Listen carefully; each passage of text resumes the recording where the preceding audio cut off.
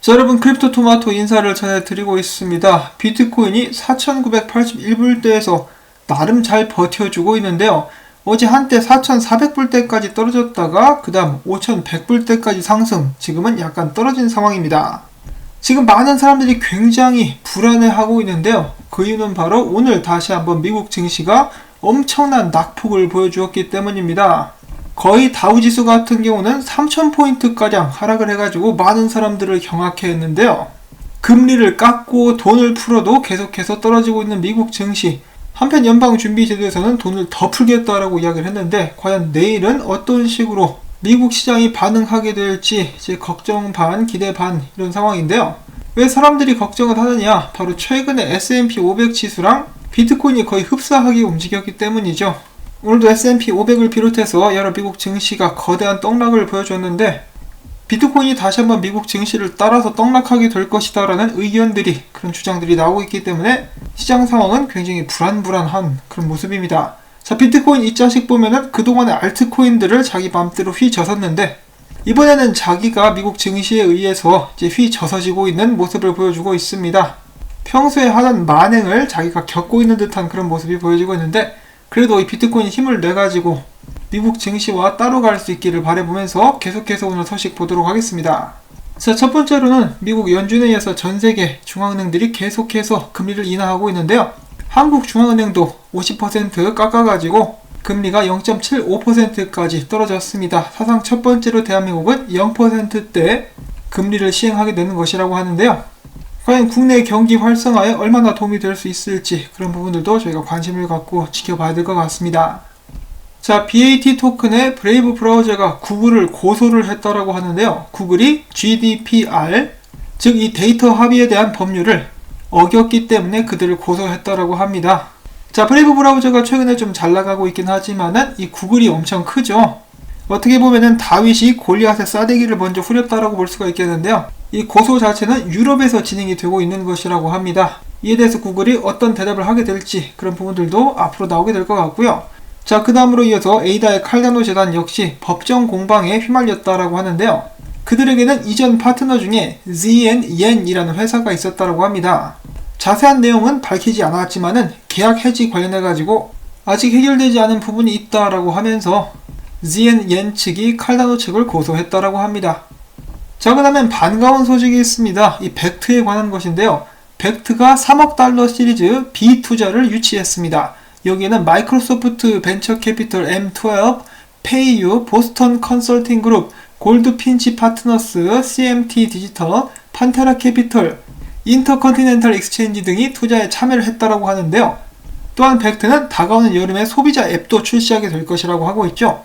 어떤 사람들은 비트코인이 망한다라고 이야기를 하고 있는데 이렇게 수많은 대기업들이 아직까지도 벡트에 이렇게 투자를 한다. 이 긍정적인 모습이라고 볼 수가 있겠습니다.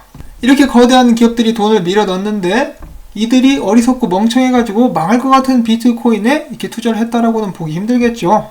그런 면에서 봤을 때는 기분 좋은 소식이다라고도 볼 수 있겠습니다. 자, 그리고 이어서 스타벅스 같은 경우는 이 모바일 앱에 벡트 캐시라는 항목이 추가가 되었다라고 합니다. 일단은 테스트 단계라고 하고요. 베타 테스트를 이제 소수의 사용자들을 상대로 이제 진행을 하고 있는 부분인데 보시면은 벡트 캐시라는 것을 확인해 보실 수가 있겠습니다. 아무래도 비트코인이랑 연동된 그런 캐시가 될 것 같죠. 자, 그 다음에 전 CFTC 위원장이었죠. 크리스 지안카를로 암호화폐 아버지라고 하면서 이 장남 비트코인을 정부에 팔아넘긴 이 남자. 자신의 트위터를 통해서 최근에 이 CBDC가 잠재적으로 타깃화된 재정 정책과 통화 위기 대응을 위한 새로운 툴을 제공할 수 있다라고 밝히면서 달러 프로젝트, 이 디지털 달러 프로젝트를 태그했다라고 하는데요. 이와 관련해가지고 비슷한 의미로다가 굉장히 흥미로운 소식이 나와가지고 여러분들께 전달해드리려고 또 한 가지 가져와 봤는데요. 미국의 재무장관 스티브 무누친이죠. 이 사람이 미국의 기관 중에 OCC, 즉 미국 통화감독국이라는 부서가 있는데요. 여기에 최고 책임자로 다른 사람이 아닌 코인베이스의 법률 책임자를 임명했다라고 합니다. 이 굉장히 흥미가 징글징글하죠. 이상하고. 임명된 사람의 이름은 브라이언 브룩스라고 하는데요. 그는 4월 1일부터 이 미국 통화감독국의 최고 책임자로 일하게 될 것입니다. 이 미국 통화감독국 같은 경우는 미국의 은행 및 연방저축협회의 규제기관으로서 은행에 대한 규칙을 정하고 규정을 따르지 않은 은행에 제재를 취하기도 하는 그런 막강한 자리라고 볼 수가 있겠습니다. 당연히 브라이언 브룩스 같은 경우는 이 직책을 이행하기 위해서 코인베이스를 떠나게 될 것입니다. 자, 한편 이 기사에서는 어떻게 보면 굉장히 파격적이다라고 볼 수가 있는 인사 단행을 통해 가지고 미국의 디지털 화폐 발행 가능성이 높아지는 것은 아닌가라는 예측을 하기도 했었는데요. 지금 이거랑 어느 정도 연결이 될 수도 있을 법한 그런 소식은 아닌가라고 조심스럽게 예측을 한번 해봅니다. 아무튼 저는 깜짝 놀랬고 많은 사람들 역시 깜짝 놀란 그런 사안이라고 볼 수가 있겠는데요. 비트코인에 대해서 좋은 이야기를 전혀 하지 않았었던 재무장관이 이 코인베이스의 경영진을 채용을 했다. 참 신기한 일입니다. 자, 그 다음에 이더리움 관련된 소식이 있습니다. 지난 3일에서 5일 동안 프랑스 파리에서 열렸었던 이더리움 커뮤니티 컨퍼런스 참가자 중에 그 전염병이 있지 않습니까? 확진자가 13명까지 늘었다라고 합니다. 어제는 이더리움 개발자 1명 중에 이 전염병에 걸렸었던 사람이 나왔다라고 소식이 나왔었는데 13명으로 확진자가 늘었다라고 하고요. 그 다음에 비탈릭 같은 경우도 그때 당시 미열이 있었다라고 이야기를 했는데 아직까지 확인 결과는 나오지 않은 그런 상황. 설마 이 비탈릭도 그 중국 전염병에 걸리게 되는 것은 아닐까요? 그렇다면 설마 이것은 저스틴 선의 저주? 자, 농담이고요. 그 다음에 유럽 중앙은행 국장이 비트코인을 조롱하는 듯한 발언을 했습니다. 이 비트코인이 조만간에 박물관에 전시되게 될 것인데 역사 박물관도 아니고 판타지 박물관의 전시품으로 전락할지도 모른다면서 비트코인을 웃음거리로 만들었습니다. 이 건방진 자식. 자, 그 다음에 쉬어가는 순서 이 짤을 잠깐 보도록 하겠는데요. 여기 보시면 조지 워싱턴 씨가 비트코인을 매수하라 라고 계속해서 이야기를 해주고 있죠. 평소에 조지 워싱턴을 존경하는 사람들이라면 그의 조언을 따르면 좋겠네요. 자, 그 다음에 구글 검색 중에 최근에 비트코인을 산다가 금을 산다를 추격하는 듯한 그런 모습을 보여주었습니다. 나중에는 다시 약간 꺾인 그런 모습을 보여주기도 했었는데요. 사실 이 비트코인을 사다보다 훨씬 더 높은 인기를 구가하고 있는 검색이 있는데요. 바로 화장지를 사라. 새로운 금은 화장지가 될 수 있을지도 모르겠습니다. 자, 그 다음에 약간 좀 기분 나쁜 소식이 한 가지가 있습니다. 유명 암호화폐 분석가 중에 제이콥 캠필드라고 있습니다. 기사에도 종종 이름이 나오곤 하는데요. 아니, 이 자식이 그동안에 포토샵 등을 통해 가지고 자신의 수익률 등을 조작했다라고 합니다. 그것을 시인까지 했다라고 하는데요. 조시 레저 같은 경우는 제이콥 캠필드에게 너 이 자식 내 친구의 분석도 훔쳤잖아 라고 하면서 이 성을 내는 모습을 제가 얼마 전에 본 적이 있는데요. 아무튼 굉장히 부정직한 인간으로 드러났습니다. 이 굉장히 실망스럽고요. 자, 그 다음에 타일러 윙클보스, 이 쌍둥이 비트코인 부자 중에 한 명이 이런 말을 했습니다. 그는 미 연준의 금리 인하를 언급하면서 비트코인은 전염병에 대한 해치수단이 아니라 법정통화 정권에 대한 해치수단이다. 비트코인은 법정통화 리스크에 대한 세계 최대의 리스크 회피수단이다 라는 말을 남겼는데요. 과연 이 다가오는 태풍과 같은 세계 경제 위기 속에서 비트코인이 살아남을 수 있을지, 그리고 살아남는 데서 그치지 않고 더욱더 크게 성장할 수 있을지 저희가 기대를 가지고 지켜봐야 되겠는데요. 최근에 바이낸스에서는 또 이런 의미심장한 짧은 트윗을 남겼습니다. 비트코인의 달러 가치가 얼마나 됐든지 간에 하나의 비트코인은 하나의 비트코인일 뿐 전 세계에는 2100만 개 이상의 비트코인은 존재할 수가 없다. 그 반면에 1달러는 1달러이지만 무제한으로 찍어댈 수가 있다. 그것도 최근에는 찍어댄다라는 표현도 이제 민망할 정도로 전산에서 발행을 해내고 있기 때문에 실질적인 달러 지폐가 전산상의 미국 금액을, 미국 달러 수치를 따라가지 못한 그런 상황이 이어지고 있는데요. 최근 미국에서는 이 현금 부족 현상이 일어나고 있다고 합니다. 그래서 사람들이 자기 돈을 찾으려고 하는데 이 뽑아줄 현금이 없는 거예요. 예금이 있는데 인출이 안 되는 그런 상황이 계속해서 벌어지고 있다는 것입니다. 돈을 무작위로 찍어내는 것에 대한 대가라고 볼 수가 있겠죠. 한편 암호화폐 전문 미디어인 비인 크립토 같은 경우는 이런 상황에 대해서 이렇게 해석을 하고 있는데요. 은행들의 현금 부족 현상이 악화된다면 보다 많은 사람들이 비트코인을 비축하려 할 것이다.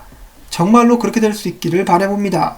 자, 그 다음에 비트맥스에 관련된 소식이 몇 가지가 있습니다. 첫 번째로 블록체인 마켓 전문 분석업체죠. 롱해시가 이야기합니다. 비트맥스 거래소의 다운이 비트코인의 추가 급락을 막았다.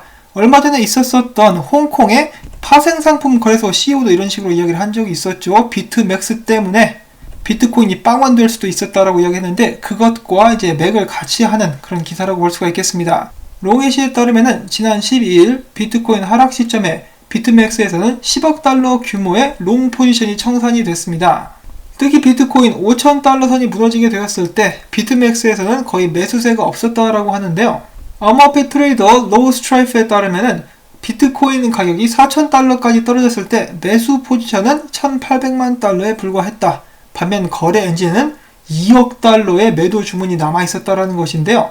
그때 정말 운 좋게 비트맥스가 다운되면서 거래가 멈춰지게 되었고 그 덕분에 다른 거래소들에서 비트코인 가격이 회복될 수 있었다라는 설명인데요. 말 그대로 비트맥스 때문에 비트코인 가격이 엄청나게 급락할 수 있었는데 아이러니하게도 비트맥스가 고장나면서 서킷 브레이커 역할을 했다라는 소리입니다. 하여간 이 비트맥스가 비트코인의 건강을 해치는 이 담배 같은 녀석이라고 볼 수가 있겠죠. 암호화폐 업계의 담배는 비트맥스가 확실합니다. 자, 이어서 비트맥스에 관련된 소식이 또 한 가지가 있는데요. 비트맥스에서는 이 펀딩비 비율이라는 것이 있죠. 이것이 역대 최저치를 기록을 하고 있다고 하는데요. 이것에 대해서 자세한 설명은 이 기사를 읽어보시면 될 것 같아요. 너무 길어가지고 제가 함께 읽지는 못하겠지만은 아무튼 이 비율이 역대 최저치를 기록을 해주면서 전에 이제 작년에 4,200달러에서 14,000달러대까지 비트코인이 올랐을 때와 똑같은 현상이 일어날 수도 있다라고 이야기를 하고 있습니다. 바로 숏 스퀴즈를 통해서 비트코인 가격이 상승하는 그런 모습이 나올 수 있다는 것인데요. 이런 거는 좀 나와줬으면 좋겠어요. 지금 비트코인이 딱 4,000불대 있지 않겠습니까? 그러니까 이번에도 14,000달러대까지 숏 스퀴즈가 나오면서 올려줄 수 있으면 정말 좋겠습니다.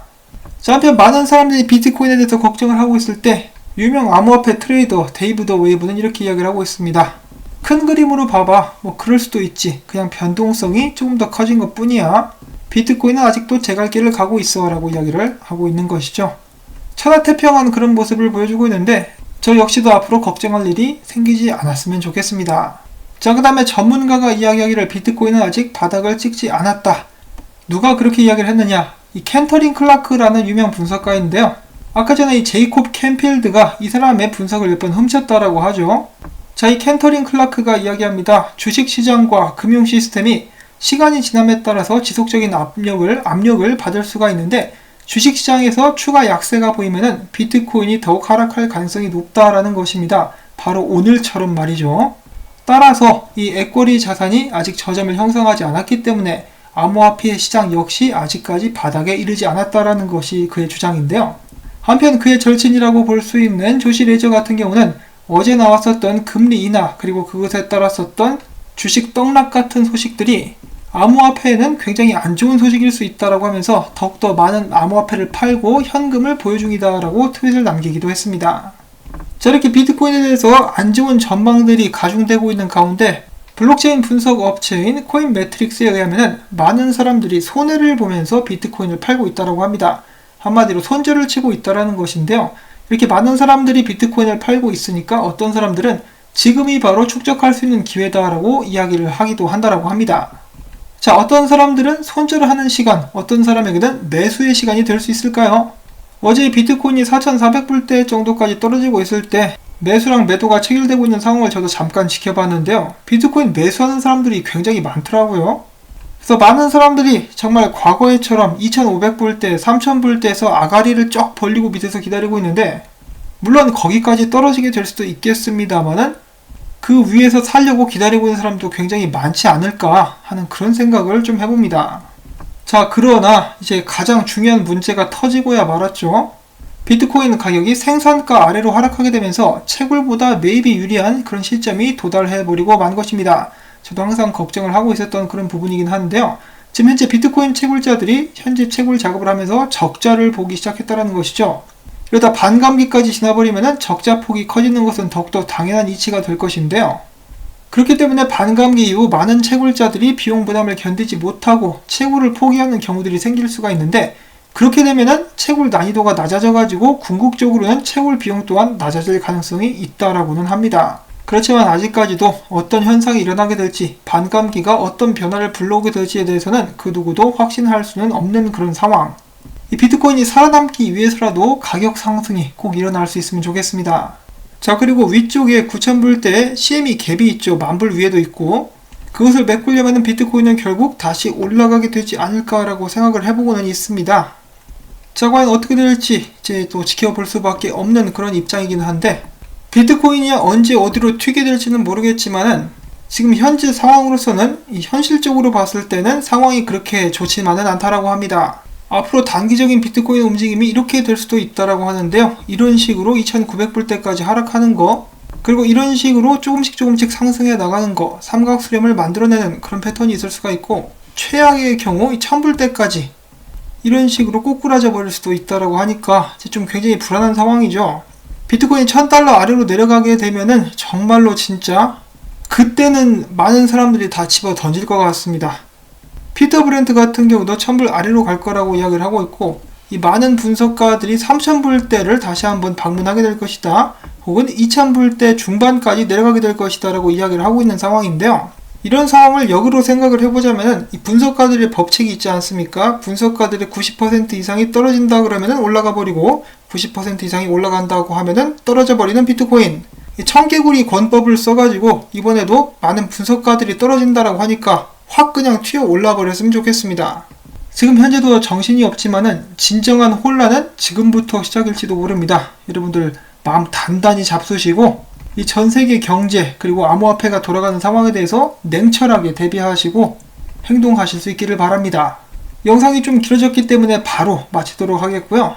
제 유튜브 채널도 지금 현재 비트코인 채굴자들과 아픔을 공유하고 있습니다. 무슨 말이냐면은 이 수익이 많이 떨어졌다는 소리인데요. 제가 매일마다 열심히 이렇게 정보를 전하고 있는데 도움이 되셨다면은 이 광고 영상 시청 여러분들께 꼭 부탁을 전해드리겠습니다. 광고주 시청 방문도 이제 부탁을 드리면서 여러분들의 응원에 감사드리며 저는 다음에 또 새로운 소식 가지고 인사 전해드리도록 하겠습니다. 안녕히 계십시오.